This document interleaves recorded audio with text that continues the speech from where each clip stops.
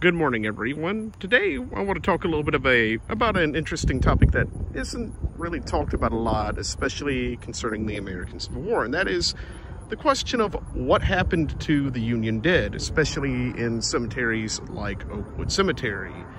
Because originally, during the war, many of the Union dead were buried in the cemeteries like this here, over here at Oakwood. So, as I make my way along down this little road here that was originally a part of the cemetery, I'll talk a little bit about why. I want to talk about a couple of different little points. First of all, why were there Union troops originally buried here at Oakwood Cemetery?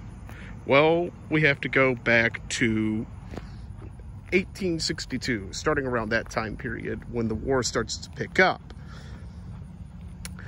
During the 7 days battles, the Confederate Army would advance against the Union Army and take over a large number of their positions. One of the more notable examples would be at the Battle of Savage's Station, where the Confederate forces actually managed to capture the field hospital that was located at Savage's Station, which included some 2,500 Union troops.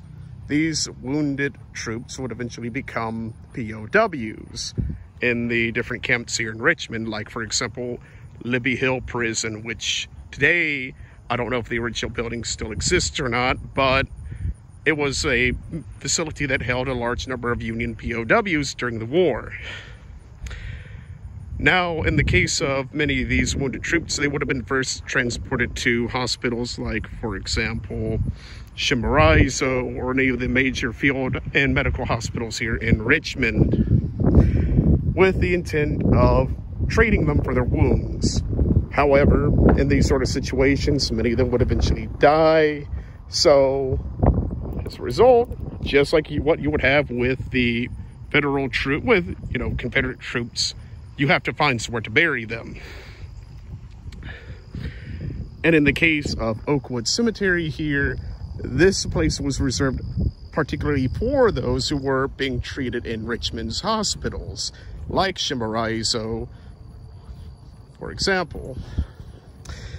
So when you have a lot of POWs that are being brought in, many of whom are either wounded already, they'll eventually be transported to the hospital, so they'll be treated there, and if they don't make it, they have to be buried somewhere in the city of Richmond.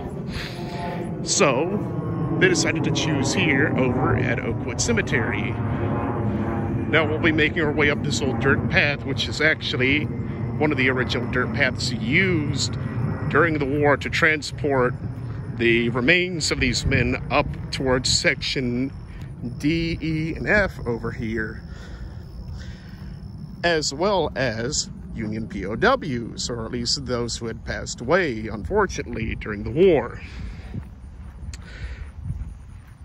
As a result, Oakwood Cemetery would eventually have somewhere around 1,600 Federal dead buried here at the cemetery by 1865.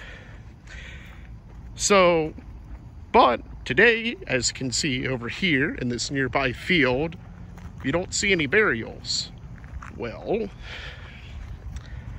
this field over here, as we make our way across, was where a lot of the Union POWs and Union troops would have been buried during the war. So that begs the question, what happened to them? Why aren't they here anymore? Well, now we have to fast forward towards the end of the war and the post-war years. The federal government decided to do something about all of these federal troops that were buried all throughout Richmond and all throughout the South. So, in 1866, Congress would pass a law that would effectively create a system of cemeteries to deal with the Union dead. So, between September 1st, 1866, and September 31st, 1867, somewhere in the order of 1,432 Union dead would be exhumed from this entire area, this field here, and taken over to Richmond National Cemetery, which is just down the road from Oakwood Cemetery here. So, as a result, this entire area would eventually become an empty field, especially as all of the final federal troops would be taken away from the cemetery, exhumed, and then carted down all the way to the new cemetery just down the road, right along Williamsburg Road, if you're wondering where it is. But what makes it kind of interesting here is that Oakwood Cemetery had the most federal dead buried out of any of the Richmond cemeteries at the time. Out of the total 6,300 odd number of federal troops that were exhumed and then brought to Richmond National Cemetery, which is where all the major cemeteries in Richmond sit their dead towards, 1,432 would come here from Oakwood Cemetery, meaning that somewhere around a sixth to almost about a fifth of the total number of federal troops who were buried in Richmond were brought and were buried here initially, which I might add is actually even more than what Hollywood Cemetery, which is the larger, far more fancy cemetery towards the western part of the city, they only had somewhere around 850 or so federal burials in that entire section, in their Confederate section. Now, this is what initially happened to all these federal dead. So, in the end, what happened was they were all exhumed from this entire section and then brought to the new federal cemetery system, a system that still exists today. In fact, because whenever there's any burial in any of the national cemeteries, it is due to the fact that a law was created to dedicate and honor the Union, like to honor not only Union troops, but all U.S. troops by the end of the 20th century, with the First World War, the Second World War, onwards into Korea, Vietnam. All of the veterans of that war and all of the dead of that war have the right and honor to be buried in a national cemetery. Though today a lot of those cemeteries are running out of room because, well, after about 150 years or so, any cemetery is going to start struggling a bit to figure out what to do with all the dead.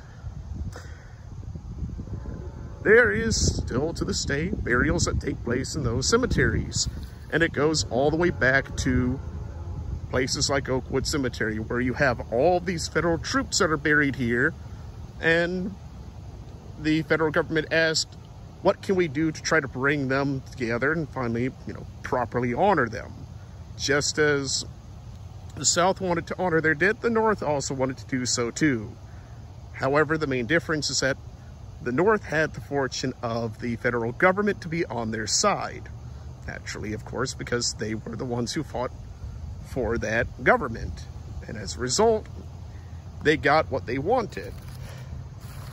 And they were able to finally have all of these veterans, all these war dead, properly honored and buried in a special place that effectively acted as hallowed ground. So, I hope you learned something today. If you have any questions, just leave a comment below. Like and subscribe, whatever you wish to do. And may God bless all of you.